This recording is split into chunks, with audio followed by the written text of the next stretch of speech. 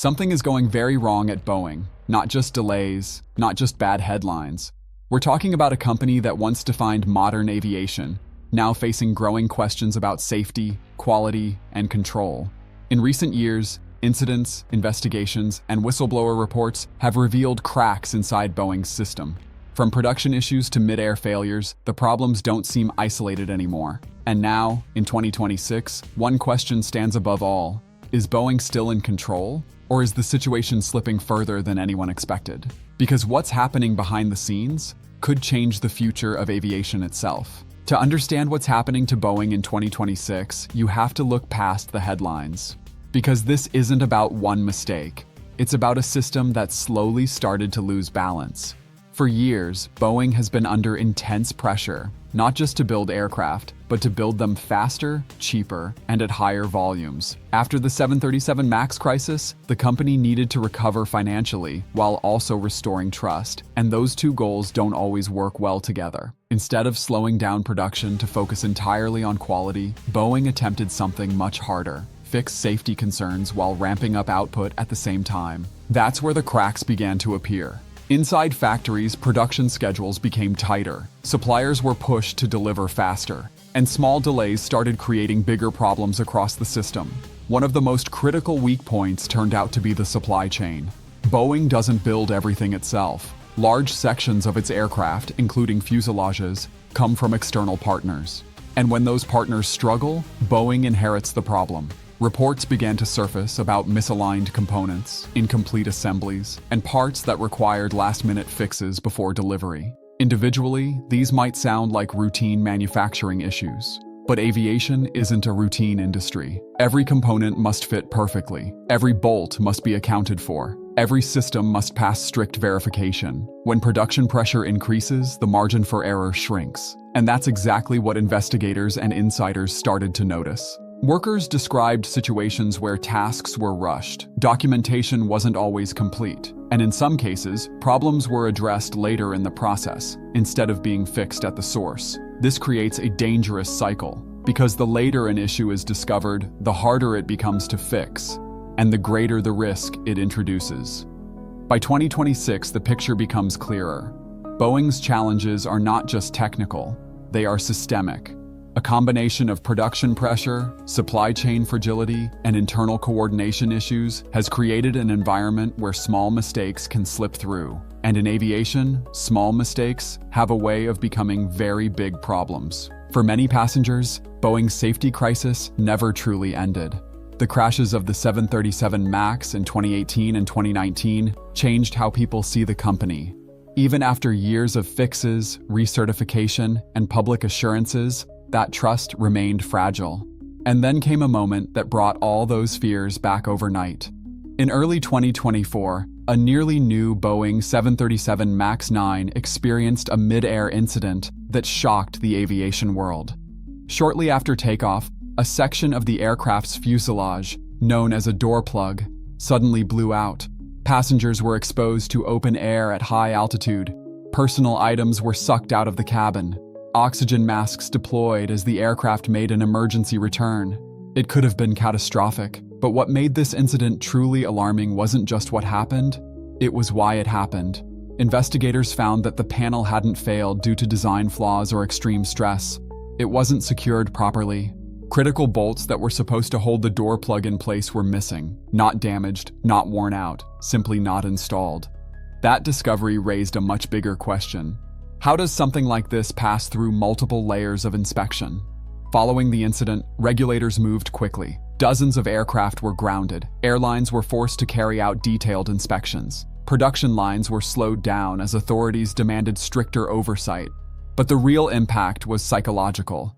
Because this wasn't an abstract technical issue. This was something passengers could imagine. A part of the airplane simply coming off mid-flight. And behind the scenes, the situation became even more concerning. Whistleblowers and employees began speaking out, describing an environment where production pressure sometimes outweighed caution. Some claimed that raising concerns could delay schedules, and delays were not always welcome. Whether every claim is accurate or not, the pattern is clear. The issue is no longer just engineering, it's trust. Trust in the manufacturing process, trust in quality control. And most importantly, trust that every aircraft leaving the factory meets the highest safety standards. Because in aviation, safety isn't just a requirement, it's the entire foundation. And once that foundation starts to crack, rebuilding it becomes the hardest challenge of all. While Boeing is dealing with internal challenges, its biggest competitor is moving in a very different direction. Airbus is executing and doing it quietly, consistently, and at scale. Over the past few years, Airbus has strengthened its position in the most important segment of commercial aviation, narrow-body aircraft. These are the planes airlines rely on for short and medium-haul routes, and they generate a significant portion of global airline revenue. At the center of this success is the A320neo family, particularly the A321neo and its long-range variant, the A321XLR. These aircraft offer airlines something extremely valuable: lower fuel consumption, longer range, and higher flexibility. In simple terms, airlines can fly further, spend less on fuel, and open new routes that were previously unprofitable. And right now, Airbus is dominating that space. But here's where the problem becomes serious for Boeing. It doesn't have a true competitor to the A321XLR. The 737 MAX, while efficient, simply doesn't match the range and capacity of Airbus's larger narrow-body jets, and developing a new aircraft takes years, sometimes decades. That leaves Boeing in a difficult position. Airlines are placing orders today for planes they expect to use over the next 10 to 20 years, and increasingly, those orders are going to Airbus. At the same time, Boeing's production constraints make things worse. Even when airlines want Boeing aircraft, delivery delays and output limits reduce confidence. Some carriers simply can't afford to wait, so they turn to Airbus instead. This creates a powerful feedback loop.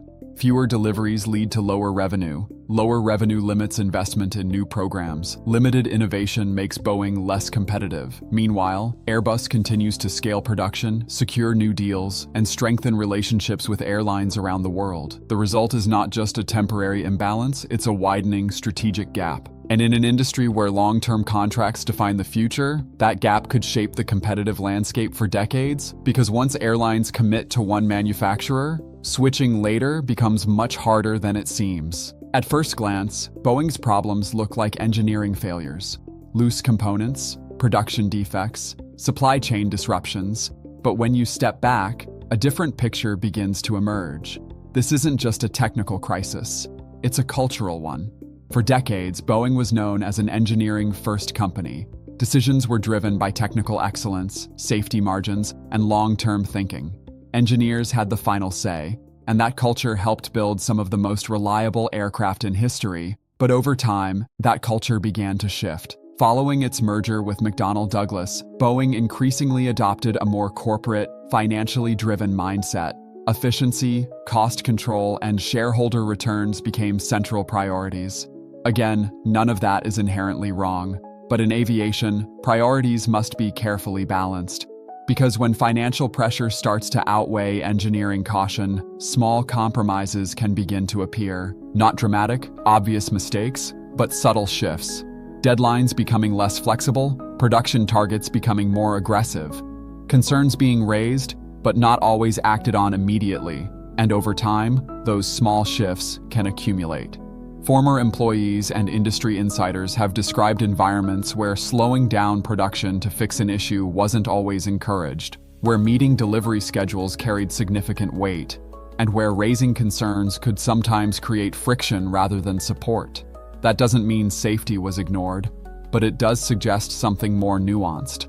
The system became less tolerant of delays, even when delays were necessary, and that changes behavior. Engineers may feel pressure to move faster. Inspectors may have less time to verify every detail. Managers may prioritize keeping production on track. Individually, these decisions can seem reasonable, but together, they can weaken the very foundation aviation depends on. Because airplanes are not forgiving machines, they require precision, consistency, and a culture where good enough is never acceptable. And this is where Boeing faces its biggest challenge. Not just fixing processes, not just improving quality checks, but rebuilding a culture where safety is unquestioned and engineering voices are fully empowered again. Because without that foundation, no amount of technical fixes will be enough. And in aviation, culture isn't a soft factor. It's everything. So where does this leave Boeing in 2026? The truth is, recovery is still possible. Despite everything, Boeing remains one of the most important aerospace companies in the world. Its aircraft are still flying millions of passengers every day. The 787 Dreamliner continues to perform reliably, and global demand for air travel is only growing. But here's the reality. Boeing cannot fix this by simply building planes faster. Recovery will depend on something much harder: rebuilding trust. That means slowing down production when necessary, strengthening oversight across the supply chain, and most importantly, putting engineers, not deadlines, back at the center of decision-making. Because in aviation, trust is everything.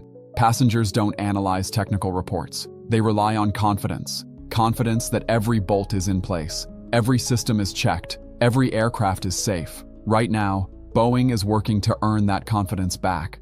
And the outcome won't just affect one company.